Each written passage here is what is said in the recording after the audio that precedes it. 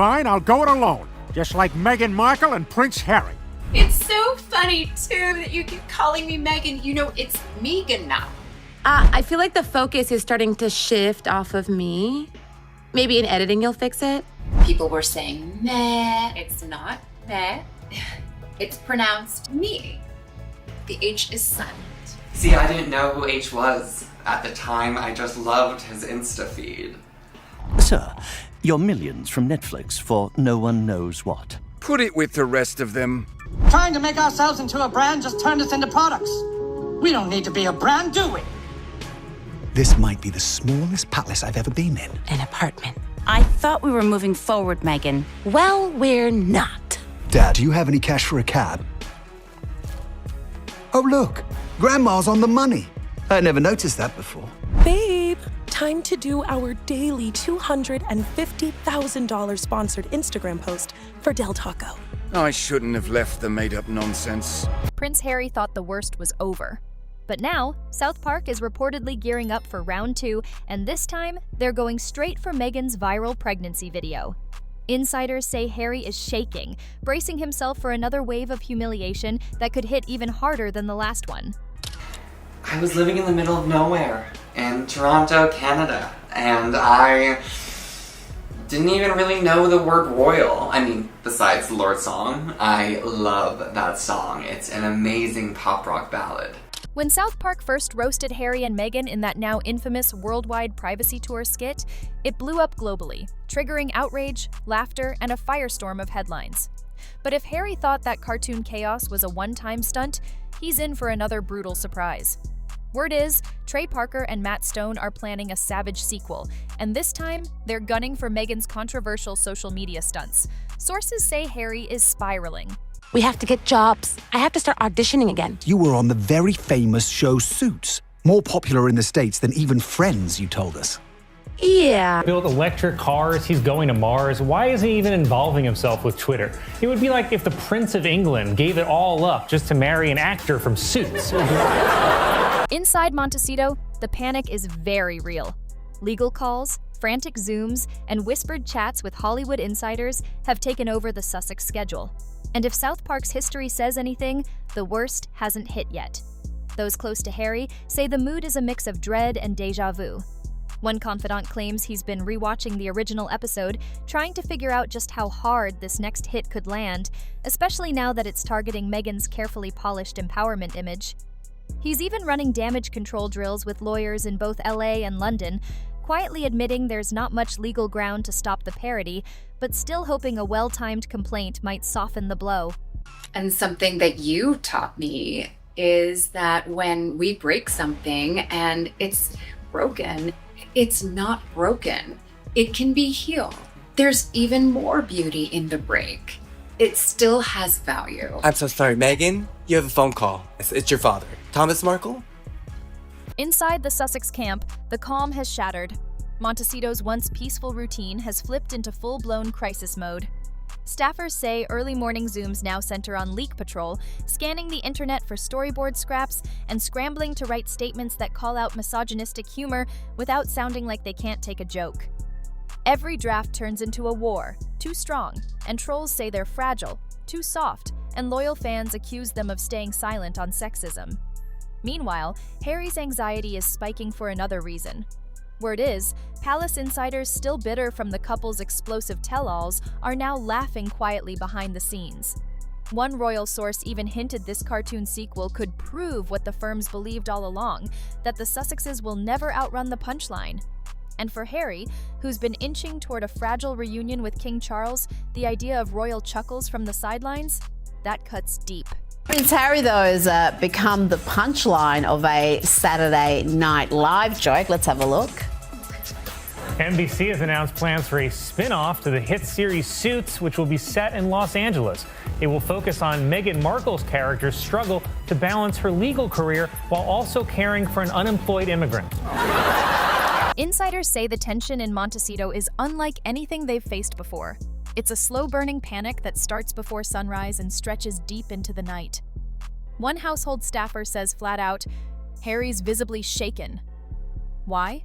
because this parody could drag the ridicule back into full swing just when he thought it had finally faded. The Duke now sleeps with his phone on vibrate, jolting awake at random hours to scan encrypted group chats for leaks about South Park's rumored DEI episode. Last Wednesday at 3 a.m., a blurry image lit up his screen. A red-haired prince fiddling with a lighting rig while Meghan pushes a fake baby bump across a hospital set. Harry's response? Just 5 words. This can't be real. He immediately placed 2 pre-dawn calls to London, begging advice from old-school PR hands who've survived decades of royal mockery. But the message from across the Atlantic only made things worse. One veteran warned that suing over satire makes royals look petty, and always backfires. Another added that if Meghan's team sends a cease and desist, Trey and Matt will probably just read it out loud on the next episode. Back by changing our brand.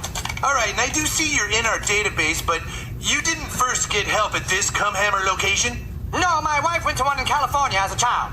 Ah, okay, then you must be in the national system. Oh yeah, is this you? Sorority girl, actress, influencer, victim. Yeah, that's totally me. Okay, I see, and then you added your husband to your friends and family account. You must be the Royal Prince Millionaire World Traveler, victim. That's right. The message landed hard.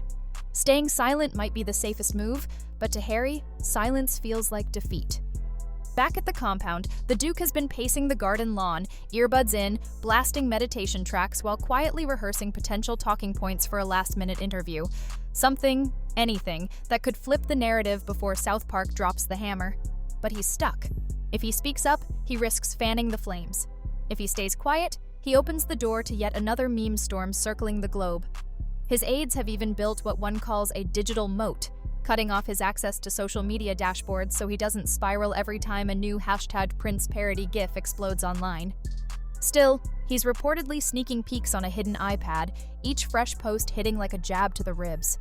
And for a man who once walked behind his mother's coffin with stone-faced resolve, it's the helplessness that cuts deepest.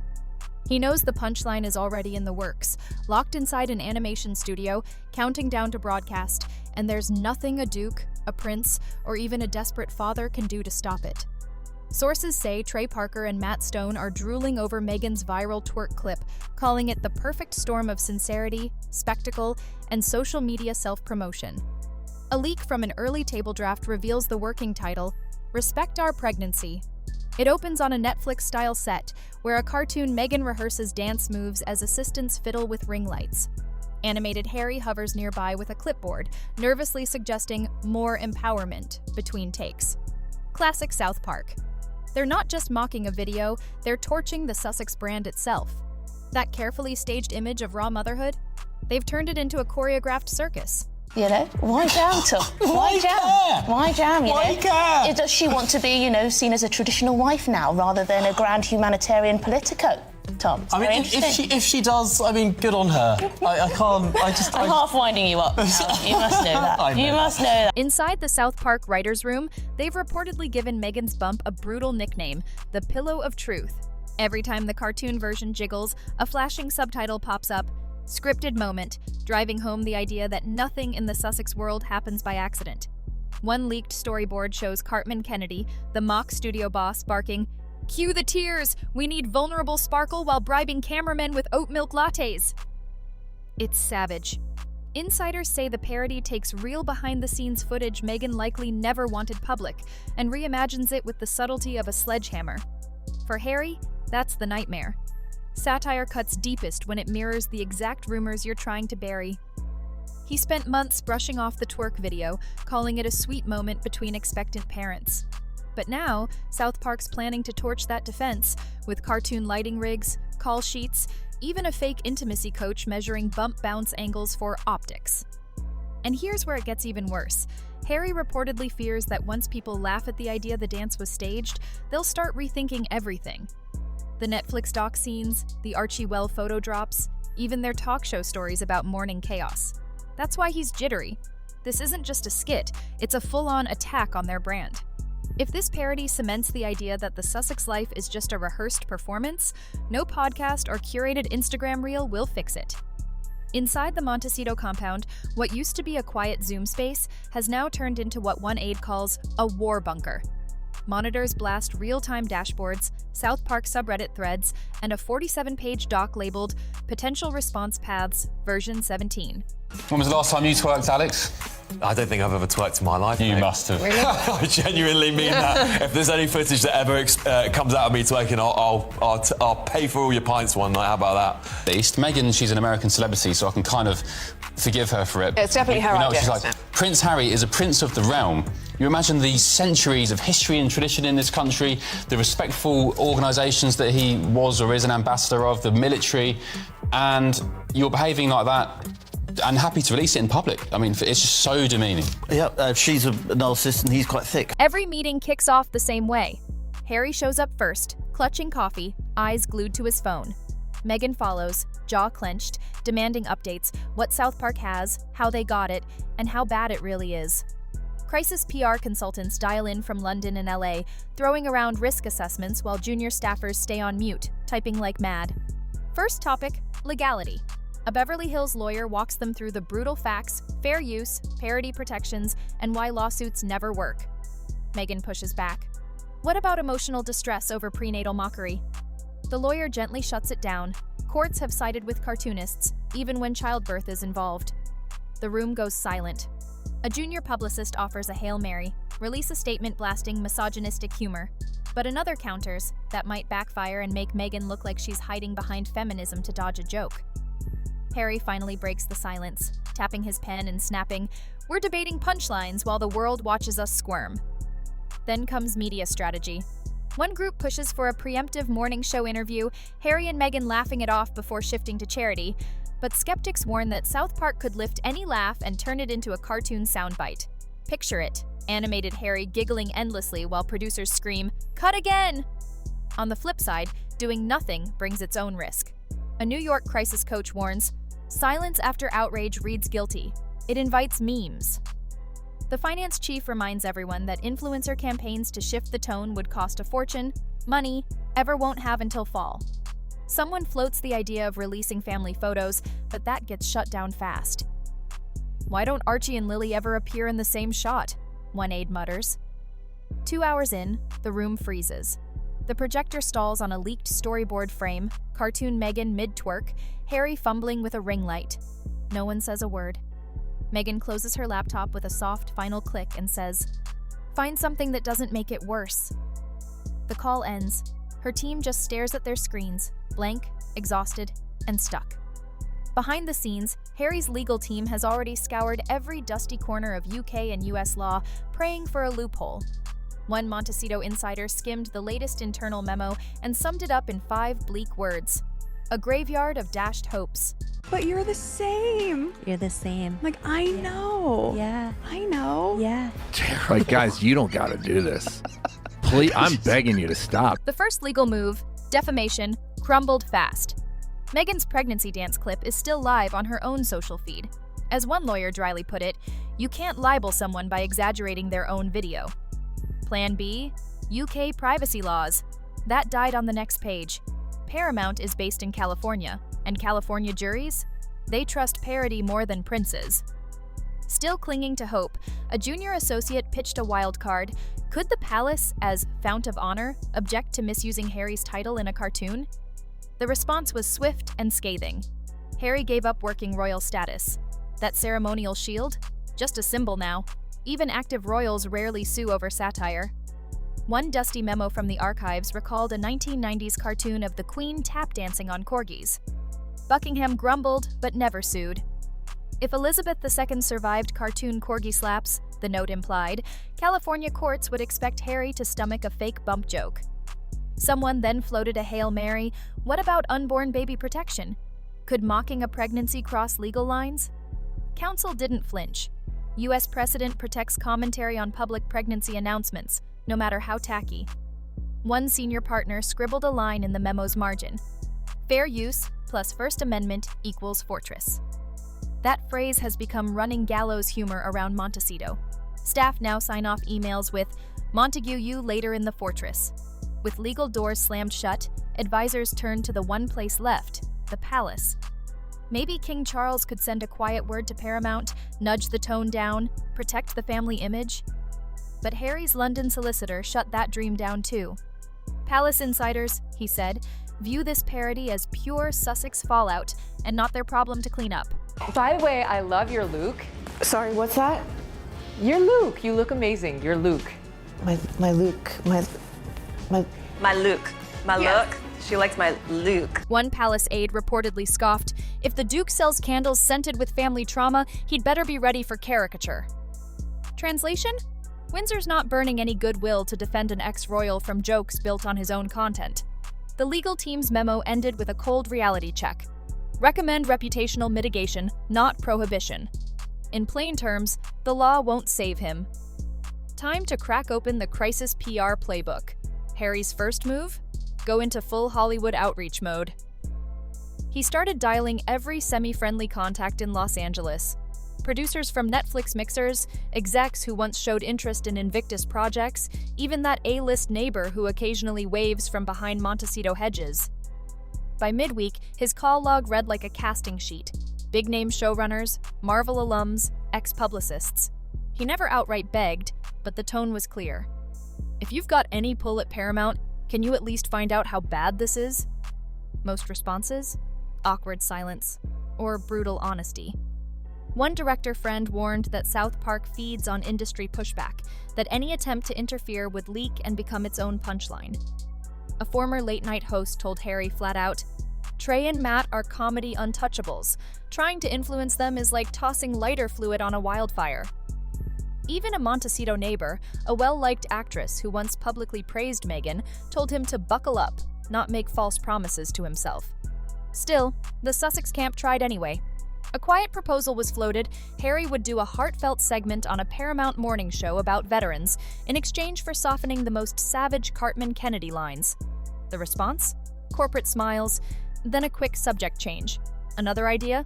Use Harry's upcoming mental health summit as leverage. After all, Paramount has charity ties. But the network's legal team shut that down fast with a clear warning. Editorial independence trumps goodwill programming. But to the world, it's just, what has she been doing? Does she work? As opposed to, oh my gosh, I work so hard. Cue the laugh. Meanwhile, Meghan's inner circle tried tapping old influencer connections, the ones she once showered with free product and early access perks. The request? Post soft launch body positivity messages framing the upcoming parody as tired misogyny. But the replies weren't promising. Some influencers hesitated, going up against South Park's meme army is bad for engagement. Others wanted five-figure fees Meghan's current budget can't cover. One popular wellness coach turned her down flat, telling a friend, I love Meg, but the internet's in roast mode. I'm not stepping into that crossfire. By the end of the week, Harry had racked up plenty of sympathy and zero real pull. Hollywood might feel bad for a panicked prince, but not enough to mess with a guaranteed ratings monster. One veteran agent summed it up in a blunt text. This town respects hustle. South Park's hustle just outranks theirs.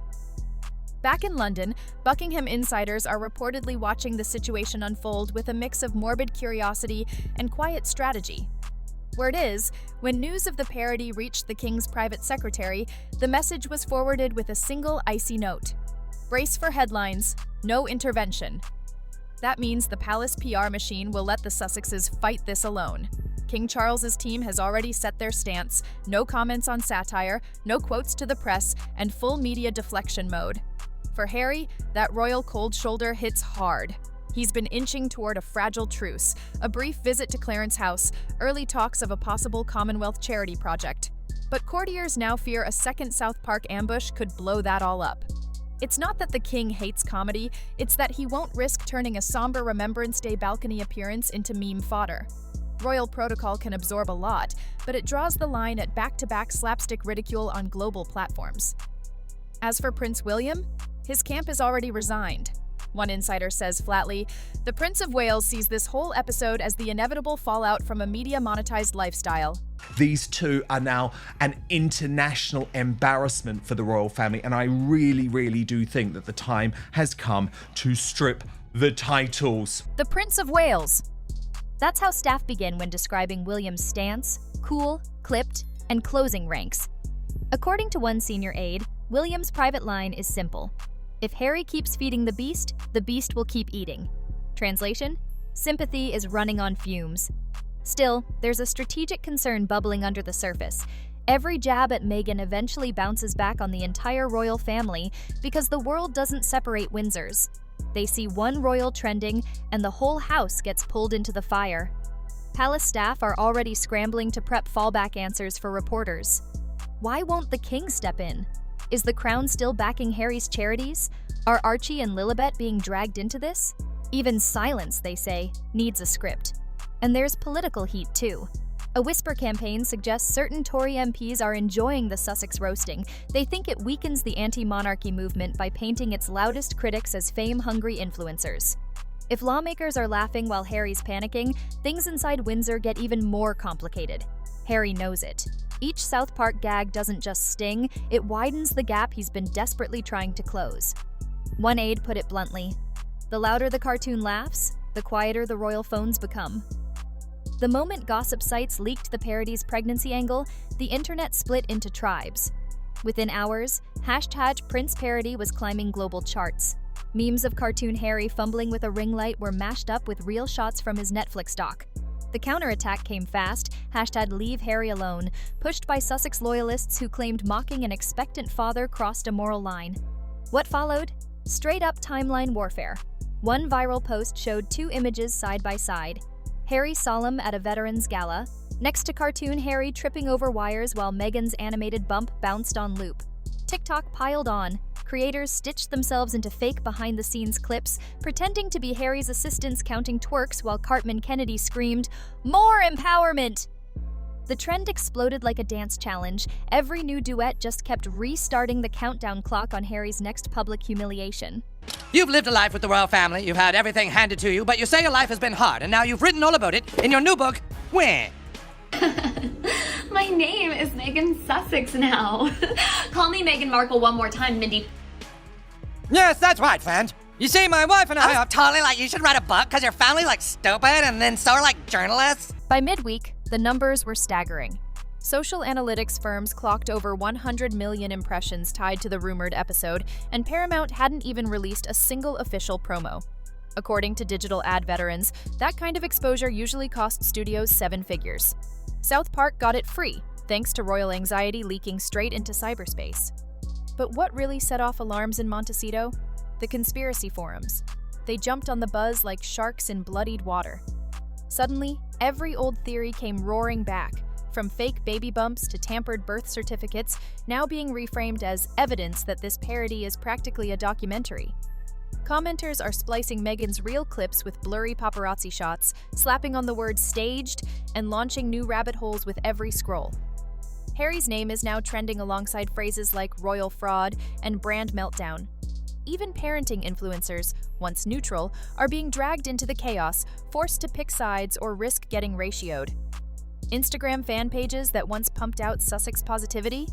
They've gone quiet, limiting comments, disabling replies, just waiting to see which way the backlash breaks.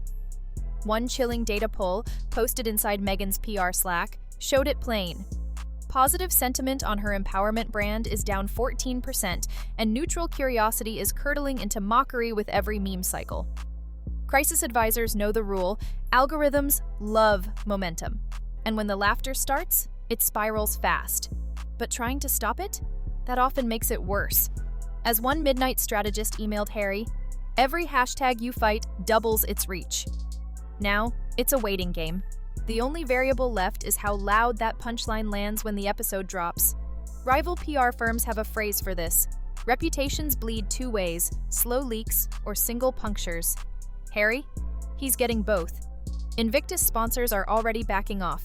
Some have asked for tone-of-voice reassurances.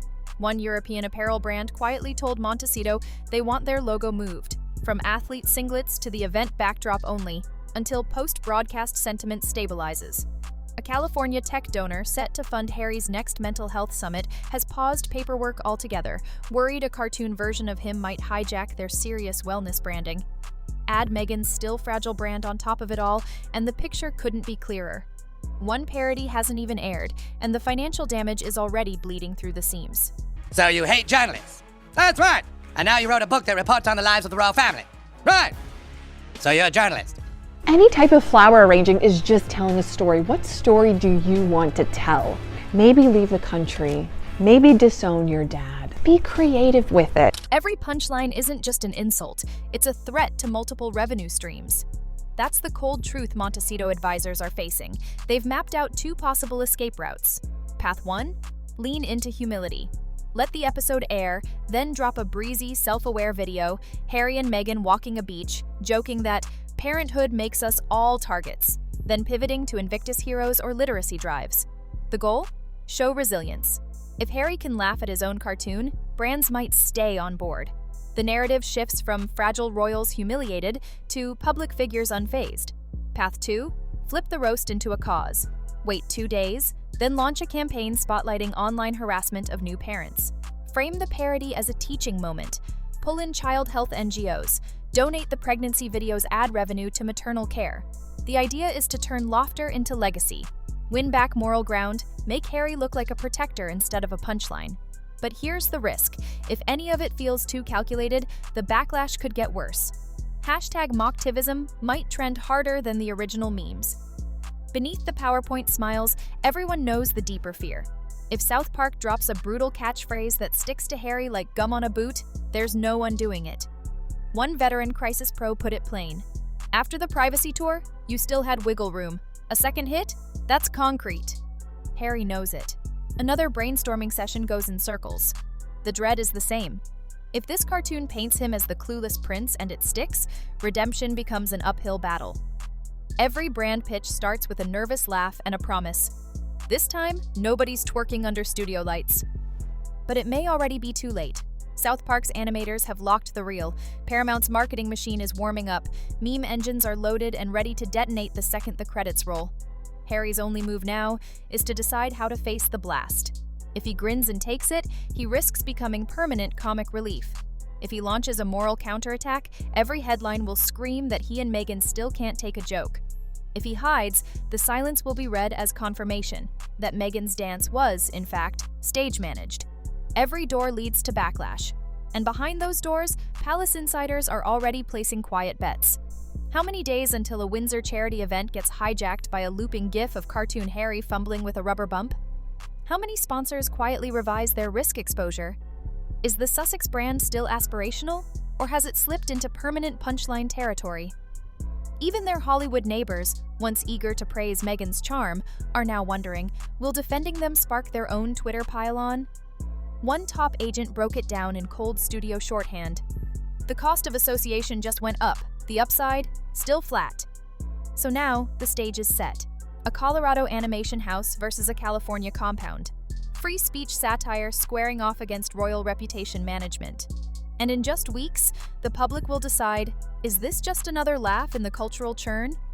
Or the moment Harry and Meghan's polished brand finally tilted into full-blown caricature? When the laughter fades, sponsors will check the data. Palace courtiers will rework their talking points, and Harry will wake up to whatever version of himself the internet decides is canon. So now it's your turn. Would you meet the mockery with a little humility? Or does any response just pour jet fuel on South Park's fire? And deeper than that, where do we draw the line between parody and punching down, especially when parenthood enters the spotlight? Drop your thoughts in the comments. Smash that like if you're here for every inside twist. And don't forget to subscribe because the next deep dive is already in production. And trust me, you won't believe what's coming next.